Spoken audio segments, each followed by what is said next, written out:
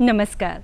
Mission health के सजीव phoning कार्यक्रम में स्वागत करते हैं हम आप सबका।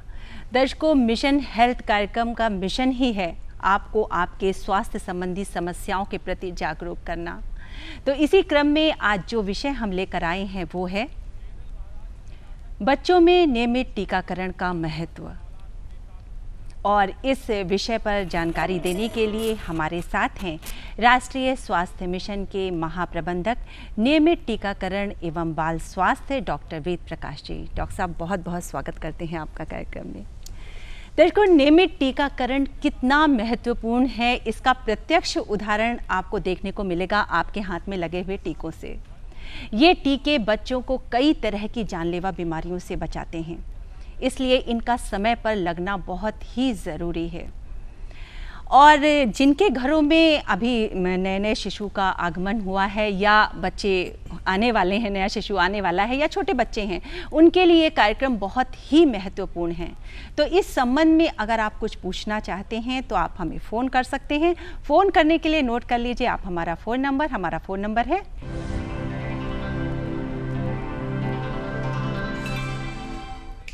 0522-220-5756, 0522-2288-698, 0522-4015-988।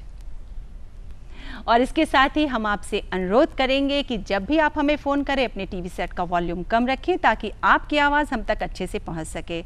और डॉक्टर साहब, जैसा कि आप देख रहे हैं कि आज हमारे साथ कुछ आमंत्रित दर्शक भी हैं, तो इनके भी प्रश्नों को हम कार्यक्रम में शामिल करेंगे। तो आप सबका भी बहुत बहुत स्वागत है कार्यक्रम में। डॉक्टर साहब, सबसे पहले आपसे ये जानना चाहेंगे कि नियमित टीकाकरण ये क्यों ज़रूरी है? जन्म के बाद बच्चों को बहुत सारी बीमारियां हो सकती हैं और इन्फेक्शस डिसीजेस, जिसकी वजह से उसकी मृत्यु भी हो सकती है। तो ऐसी जानलेवा बीमारियों से बचाव के लिए और उनकी मृत्यु को भी रोकने के लिए बहुत से टीके लगाए जाते हैं, जिससे कि बच्चे हमारे सुरक्षित रहें, स्वस्थ रहें और नॉर्मली ग्रो करें। तो इसीलिए ये बहुत ही आवश्यक है। ये समय पे इन टीकों का लगना बहुत ही ज़रूरी है। कीर्ति जी हमारे साथ हैं। कीर्ति जी, आप कुछ पूछेंगी? डॉक्टर साहब, मीज़ल्स रूबेला ये किस तरह से इसको रोका जा सकता है? मीज़ल्स रूबेला वैक्सीन अभी पिछले साल अपने उत्तर प्रदेश में टीकाकरण शेड्यूल में शामिल की गई है और इसका पर्पस है कि बच्चों को मीज़ल्स और रूबेला दोनों रोगों से बचाना। तो मीज़ल्स की वैक्सीन हमारे यहाँ पहले भी लगती रही है और अब लगती है। 2020 तक हमारा इसको ख़त्म करने का भी लक्ष्य है मीज़ल्स को। तो 9 से 12 महीने की उम्र में बच्चे को पहली डोज लगती है मीज़ल्स रूबेला की, और इसकी एक दूसरी खुराक भी हम देते हैं 16 से 24 महीने के बीच में, जिसको हम कह सकते हैं 1.5 साल पे लगभग। और इससे मीज़ल्स और रूबेला दोनों रोगों से बचाव होता है। साथ में ही रूबेला के कारण एक CRS होता है, कंजेनिटल रूबेला सिंड्रोम, उससे भी बचाव होता है। जी डॉक्टर साहब, राष्ट्रीय टीकाकरण कार्यक्रम ये क्या है, इसके बारे में हम चाहेंगे विस्तार से हमारे दर्शकों को थोड़ा बताइए। जी हाँ, जैसा कि अभी आपने पूछा था कि, और मैंने बताया कि बहुत से जो रोग होते हैं जिनसे बच्चों की डेथ हो सकती है, उनसे बचाव के लिए टीकाकरण किया जा सकता है। तो ऐसी बीमारियां जिनसे डेथ हो सकती है, जो इन्फेक्शस हैं यानी कि संक्रामक हैं और जिनका बचाव टीकाकरण के द्वारा किया जा सकता है, ऐसे टीकों का एक समय सारणी तैयार की गई और भारत सरकार का प्रयास है कि ऐसे सभी टीके सभी बच्चों को लग जाएं ताकि उनकी मृत्यु ना हो। तो इस तरह के बहुत से टीके हैं जो अधिकांश टीके 1 साल की उम्र तक लग जाते हैं और उसके बाद जो है उनकी बूस्टर डोजेज 1 साल के बाद भी दी जाती हैं। तो एक जो शेड्यूल है जो सभी जगह सभी राज्यों में और अपने उत्तर प्रदेश में भी फॉलो किया जाता है और जिससे कि सभी बच्चों को ये टीके लग सकें, यही टीकाकरण शेड्यूल है और इसके बारे में भी हम लोग डिटेल में चर्चा करेंगे। वंदना जी, आप कुछ पूछेंगे? डॉक्टर साहब, मीज़ल्स रूबेला किस तरह की बीमारी है और इसके क्या लक्षण होते हैं? मीज़ल्स बीमारी तो खसरा जैसे बोलते हैं, कई लोग इसको छोटी चेचक भी बोलते हैं। तो इसमें बच्चों के शरीर में दाने निकल आते हैं, चकत्ते निकल आते हैं, साथ में बुखार, जुकाम, आँख लाल होना, इस तरह की चीज़ें भी होती हैं। तो लगभग 1 सप्ताह बच्चे इससे परेशान रहते हैं और इसकी बीमारी के बाद में बहुत से कॉम्प्लिकेशन होते हैं, जैसे कि न्यूमोनिया या मस्तिष्क ज्वर, इंसेफ्लाइटिस वगैरह, जिससे बच्चों की मृत्यु भी हो सकती है। तो इसीलिए ये मीज़ल्स का टीकाकरण बहुत ज़रूरी है। रूबेला, जिसको कि हम जर्मन मीजल्स भी कहते हैं, ये भी मीजल्स जैसी बीमारी होती है। इसके लक्षण थोड़े हल्के होते हैं, लेकिन इसका महत्व इसलिए ज़्यादा है कि अगर किसी लेडी को, किसी महिला को इसकी बीमारी है, जर्मन मीजल्स का इन्फेक्शन है, और उसी समय वो प्रेग्नेंट है, तो या तो एबॉर्शन हो सकता है या स्टिल बर्थ हो सकता है, या फिर जो बच्चा पैदा होगा, जन्म लेगा, उसको बहुत सी जन्मजात बीमारियां हो सकती हैं, जैसे कि अंधापन, बहरापन, या कंजेनाइटल हार्ट डिसीज़, हृदय रोग, और इसी तरह से उसका मस्तिष्क क्षीण होना, यानी कि बुद्धि में कमी आना। तो इस तरह की बहुत सी बीमारियां एक साथ हो सकती हैं, और उनसे बचाव के लिए ये MR का टीका लगाया जाता है। जी डॉक्टर साहब, आगरा से हमारे एक दर्शक फ़ोन कर रहे हैं। हेलो हेलो, हाँ जी, हाँ, आप अपना नाम बताएं। उदयवीर सिंह, आगरा। जी जी, आप अपना प्रश्न पूछिए। हम ये कह रहे हैं जिन बच्चों के टीका नहीं लग पाए हैं, 7-8 साल की एज हो गई, उनके बारे में कुछ राय पूछना चाह रहे हैं। अक्सर डॉक्टर साहब ये देखने में आता है कि चाहे लापरवाही कह लीजिए या ज्ञानता कह लीजिए, कुछ टीके या तो छूट जाते हैं या लग ही नहीं पाते। उसी संबंध में ये पूछना चाह रहे हैं। ये आपने जो सवाल पूछा है, 7-8 साल तक बच्चों को टीका न लगना, असल में ये बहुत ही दुर्भाग्यपूर्ण है। ऐसा होना नहीं चाहिए, और आज के समय में ऐसा जनरली होता भी नहीं है। तो विलम्ब से तो लोग आते हैं, समय से नहीं आते, और ये बच्चे के लिए बहुत ही रिस्की है। लेकिन अगर 8 साल तक कोई टीकाकरण नहीं हुआ है तो बाकी टीके नहीं दिए जाएंगे, उसको केवल टेटनस का टीका दिया जाएगा। टेटनस की जगह आजकल TD वैक्सीन आती है, वो दी जाएगी। इसके अतिरिक्त कोई भी वैक्सीन नहीं दी जाएगी। और आपने चूँकि ये सवाल पूछा है, तो इसी अवसर पे मैं कहना चाहूँगा कि सभी जागरूक लोग हैं, वो ध्यान रखें कि बच्चों का टीकाकरण समय से अवश्य करा लें, और अधिकांश टीके 1 साल से पहले ही लग जाने चाहिए। जी, बाराबंकी से हमें फ़ोन कर रहे हैं। हेलो हेलो हेलो, हाँ, स्वागत है आपका मिशन हेल्थ में। जी, ये संपर्क नहीं हो पा रहा है। अर्चना पांडे जी हमारे साथ हैं, आप कुछ पूछेंगे? डॉक्टर साहब, रूबेला मिज़ल्स जो है किस मौसम में फैलता है, और सर ये क्या कोई खास मौसम इसके लिए वो है? मीजल्स रूबेला वैसे तो किसी भी मौसम में फैल सकता है, लेकिन जाड़ों के मौसम में ज़्यादा इसके फैलने के चांस रहते हैं। जी डॉक्टर साहब, किस किस रोग से बचाव के लिए टीके हैं? टीके जो पूरा हमारा अभी राष्ट्रीय टीकाकरण कार्यक्रम है, उसके अंतर्गत अभी जो हम जिन रोगों से बचाव के लिए टीके लगा रहे हैं, उनमें मुख्यतः ट्यूबरकुलोसिस से बचाव के लिए BCG का टीका है। फिर उसके बाद में पोलियो से बचाव के लिए हम लोग जो है OPV या पोलियो की वैक्सीन 2 ड्रॉप पिलाते आ रहे हैं, पहले से वो है। बिल्कुल जन्म के बाद तुरंत बाद प्रायः जो है पीलिया का रोग हो जाता है हेपेटाइटिस B के कारण, तो उसके लिए हेपेटाइटिस B का टीका है। उसके बाद पेंटावेलेंट जो है हम टीका देते हैं, जो कि हेपेटाइटिस B, डिप्थीरिया, काली खांसी, टिटनस, और एक HIV वैक्सीन होता है जिससे इन्फ्लुएंजा और बहुत से अन्य रोग, उनसे बचाव होता है। इसी तरह से जिन जिलों में जापानीज इंसेफ्लाइटिस का प्रकोप है, वहाँ पे इससे बचने के लिए JE का टीका है। मीजल्स रूबेला से बचाव के लिए इसका टीका है, और रोटा वायरस एक वैक्सीन है जो कि बच्चे का डायरिया से बचाव करती है। रोटा वायरस के कारण जो डायरिया होता है, खतरनाक होता है, उससे बचाव के लिए रोटा वायरस का टीका है। ये मुख्य जो टीके हैं हमारे कार्यक्रम में। बाराबंकी से हमारे कॉलर जो है उनका फ़ोन लग गया है, नंदस्वरूप मिशल जी का। हेलो हेलो जी, स्वागत है मिशन हेल्थ में, आप अपना प्रश्न पूछिए। मैडम, मेरा नाम नंदस्वरूप मिशल, मैं बाराबंकी गांव बसौली बोला। मैं जानना चाहता हूं कि JE का जो पहला टीका है, JE का दूसरा टीका है, पहला बूस्टर का टीका है, कितनी उम्र पे लगना चाहिए? JE और बूस्टर का टीका कितनी उम्र में लगना? नंद किशोर जी, JE जो है जापानीज इंसेफ्लाइटिस, उत्तर प्रदेश में मुख्य तौर पे गोरखपुर और बस्ती मंडल के ज़िलों में है, और उसके अलावा भी 38 ज़िलों में थोड़ा थोड़ा इसका प्रकोप रहता है। और इससे बचाव के लिए टीका केवल इन 38 ज़िलों में ही लगाया जाता है। इसका पहला टीका 9 से 12 माह के बीच में लगाया जाता है, और दूसरा टीका करीब 1.5 साल पे या 16 से 24 माह के बीच में लगाया जाता है। अगर ये टीका कभी ना लगा हो तो बाद में भी लगाया जा सकता है, 2 महीने के अंतर में दोनों टीके लग जाएंगे। डॉक्टर साहब, जैसे जो टीके छूट गए हैं, तो उनके लिए क्या कुछ लगातार वो एक के बाद एक लग सकते हैं, कि कुछ समय के अंतराल पे उनको लगाया जाता है, कि कुछ महीने का अंतराल पे लगाया जाता है?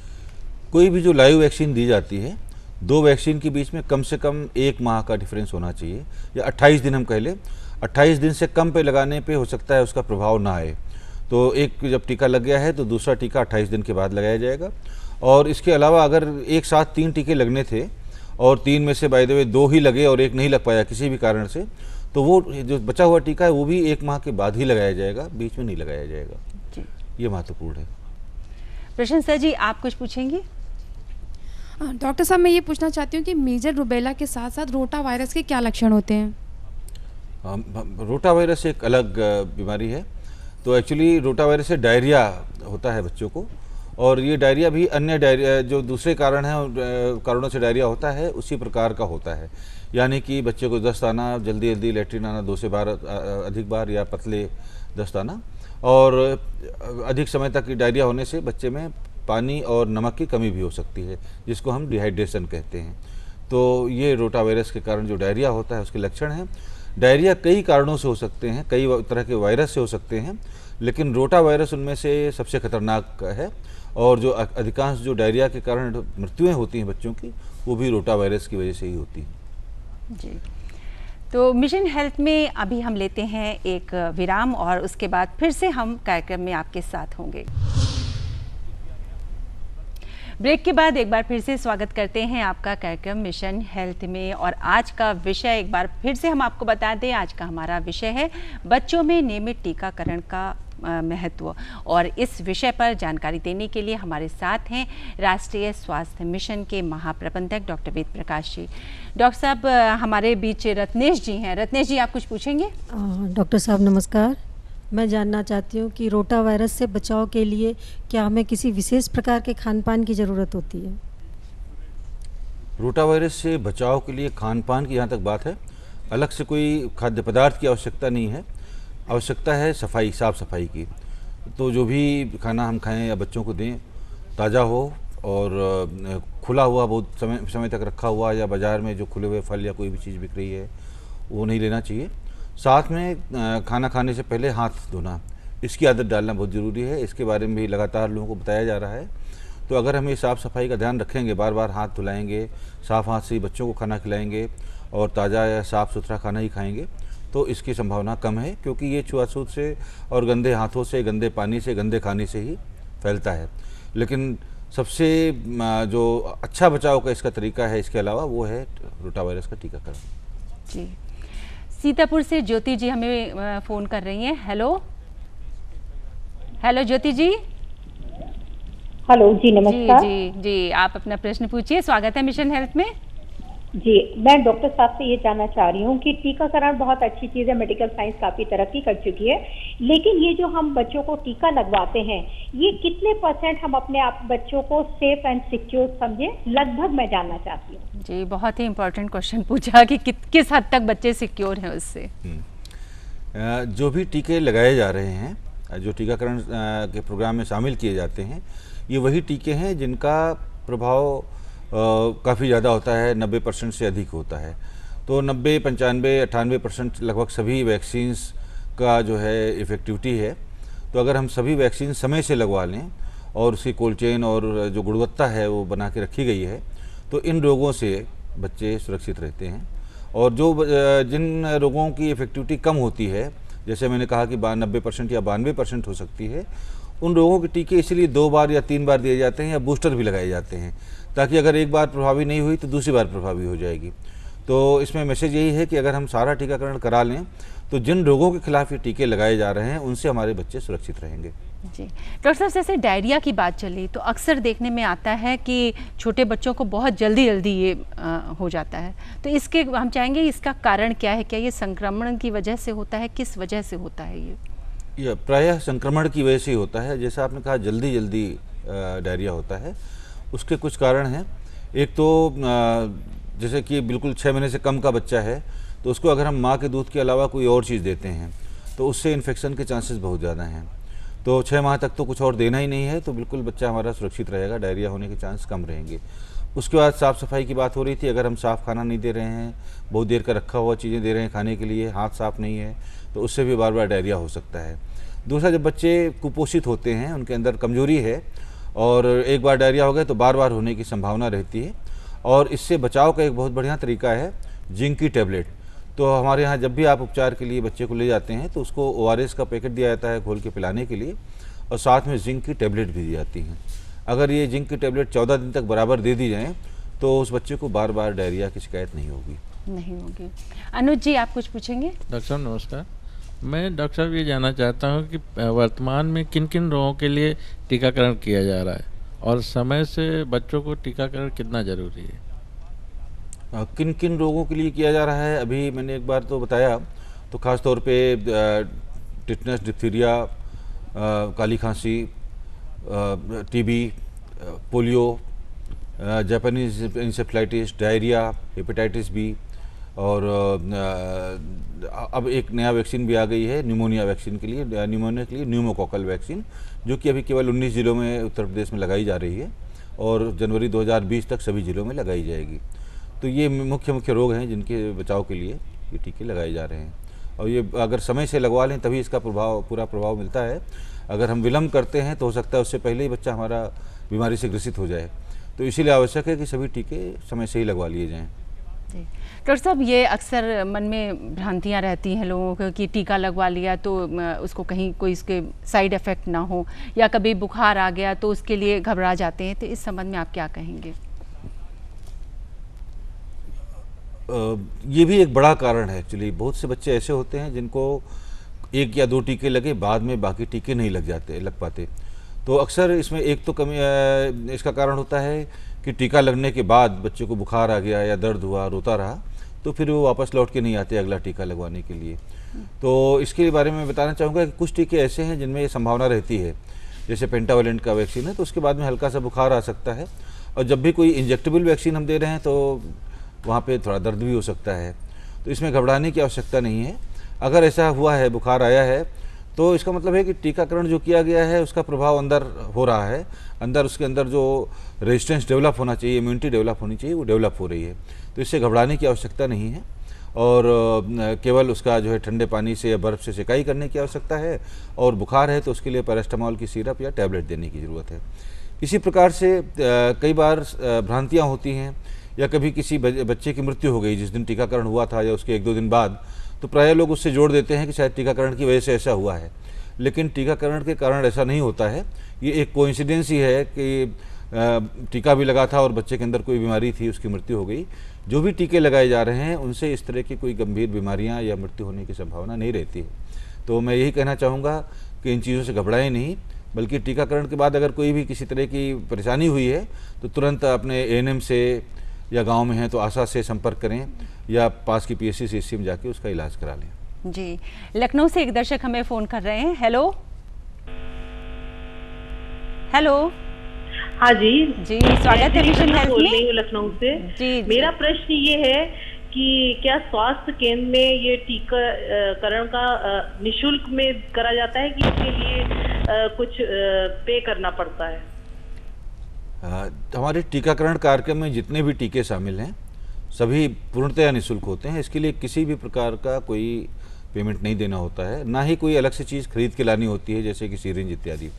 और न केवल स्वास्थ्य केंद्रों में, बल्कि ये हर एक बच्चे तक पहुंच जाए। बहुत से बच्चे या परिवार जो है PSC CHC तक नहीं पहुंच सकते हैं, इसलिए हर गांव में, हर मोहल्ले में टीकाकरण दिवस आयोजित किए जाते हैं, जिसको गांव में हम VHND कहते हैं, village health and nutrition day. इसी प्रकार से शहर में UHND करते हैं। तो महीने में एक बार प्रत्येक स्थान में इस तरह का टीकाकरण किया जाता है, ताकि लोगों को दूर भी न जाना पड़े और आसपास ही कहीं जाके बच्चे का पूरा टीकाकरण कराया जा सके। डॉक्टर साहब, इस विषय पे अभी हम और आपसे जानकारी लेंगे। फिलहाल वक्त हो गया है एक ब्रेक का। ब्रेक के बाद एक बार फिर से स्वागत करते हैं आपका कार्यक्रम मिशन हेल्थ में, और आज हम बात कर रहे हैं बच्चों के नियमित टीकाकरण के बारे में। हमारे साथ प्रतिभा जी हैं। प्रतिभा जी, आप कुछ पूछेंगी? Good evening sir. Sir, measles, rubella और रोटा वायरस से बचाव के लिए बच्चों में किस अवस्था तक टीकाकरण करवा लेना चाहिए? मीजल्स रूबेला का टीकाकरण तो होता है पहली बार 9 से 12 माह में, और दूसरा होता है 16 से 24 माह में। तो इसी उम्र में बच्चे का टीकाकरण करा लेना चाहिए। और रोटा वायरस का जो टीका है ये 1 साल तक ही दिया जाना है। तो सही ये है कि 6 सप्ताह, 10 सप्ताह और 14 सप्ताह पे, यानी 1.5 माह, 2.5 माह और 3.5 माह पे तीनों बार रोटा वायरस की डोज दिला दें, जिससे हमारा बच्चा सुरक्षित रहे। डॉक्टर साहब जी, ये राष्ट्रीय टीकाकरण कार्यक्रम चलाया जा रहा है, ये किन किन राज्यों में चलाया जा रहा है? ये सभी राज्यों में चलाया जा रहा है जी, और प्रदेश के सभी जिलों में चलाया जा रहा है जी। जैसे हम बात कर रहे हैं मीजल्स, रूबेला, रोटा वायरस, ये इन तीनों के लिए क्या कोई एक वैक्सीन है कि तीनों के लिए अलग अलग है? और ये क्या बच्चों को, क्या ये बिल्कुल जानलेवा, इनमें से कौन सी बीमारी ऐसी है कि जो जानलेवा ही है बिल्कुल? मीजल्स, रूबेला और रोटा वायरस, ये दो अलग अलग वैक्सीन है। पहला तो रोटा वायरस जो कि डायरिया से बचाव के लिए है, और इसमें कोई इंजेक्शन नहीं लगाना होता है, केवल मुंह से ड्रॉप पिलानी होती है। जिस तरह पोलियो की 2 ड्रॉप पिलाई जाती है, उसी तरह से मुंह के द्वारा 5 ड्रॉप पिला देनी है। तो डॉक्टर साहब रोकेंगे आपको कि ये 5 ड्रॉप जो बच्चे को पिलाई जाती है, तो कितने अंतराल पे पिलाई जाती है ये? 1-1 महीने के नहीं, 5 ड्रॉप तो एक के बाद एक तुरंत पिलाई। अच्छा, वो तुरंत पिला दी गई जी। और उसके बाद क्या रूटीन रहता है? फिर 1-1 महीने पे इस तरह से 3 डोज दी जाती है जी। और मीजल्स, रूबेला की जहाँ तक बात है, तो ये दोनों मिला के एक ही वैक्सीन है, MR वैक्सीन जिसको हम बोल रहे हैं। और मीजल्स और रूबेला दोनों से बचने के लिए ये लगाया जा रहा है, जैसा अभी बताया, 9 से 12 महीने के बीच में और 16 से 24 महीने के बीच में। मीजल्स से पहले काफ़ी डेथ होती थी, जिसमें काफ़ी कमी आई है, लेकिन हमारा लक्ष्य है कि 2020 तक इसको पूरी तरह से कंट्रोल कर लें, तो इसीलिए इसका लगना बहुत आवश्यक है। इसी तरह से रूबेला, ये जन्मजात रोगों से भी बचाता है। तो हमारे उत्तर प्रदेश में लगभग 20,000 बच्चे ऐसे हर साल जन्म लेते हैं जिनको कि बीमारियाँ, जन्मजात बीमारियाँ होती हैं, जैसे कि अंधापन या बहरापन या फिर जन्मजात हृदय की बीमारियाँ।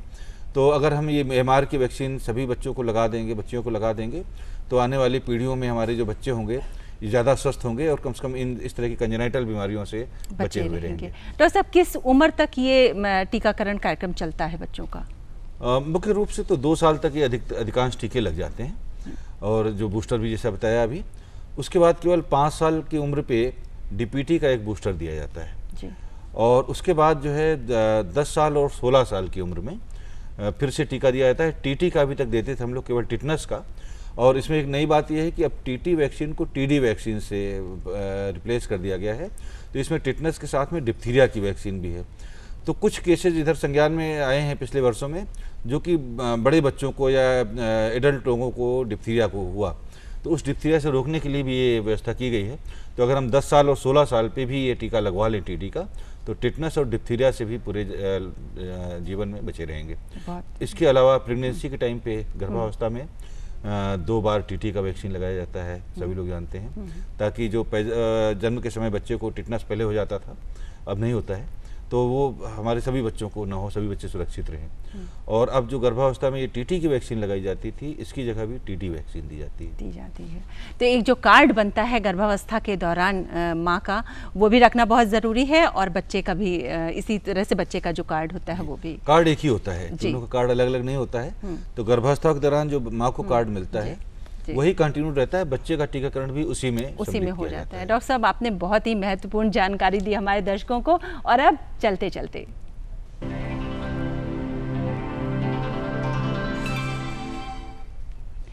चलते में दर्शकों, हम आपसे एक प्रश्न पूछते हैं, और उस प्रश्न का सही उत्तर भेजने वाले दर्शकों में से किसी एक दर्शक के पत्र का चयन हम लकी ड्रॉ के द्वारा करेंगे और फिर आमंत्रित करेंगे उन्हें अपने यहाँ स्टूडियो में। तो नोट कर लीजिए हमारा आज का प्रश्न है, नियमित टीकाकरण से होने वाले लाभ के बारे में बताइए। और इस प्रश्न का उत्तर आप हमें जिस पते पर लिखकर भेजेंगे वो पता भी नोट कर लीजिए। हमारा पता है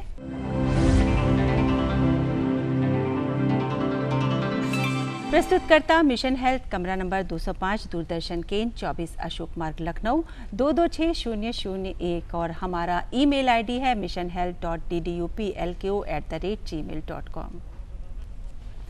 डॉक्टर साहब, बच्चों के नियमित टीकाकरण का क्या महत्व है, इसके बारे में बहुत ही विस्तार से आपने हमारे दर्शकों को बताया, इसके लिए आपका बहुत बहुत धन्यवाद।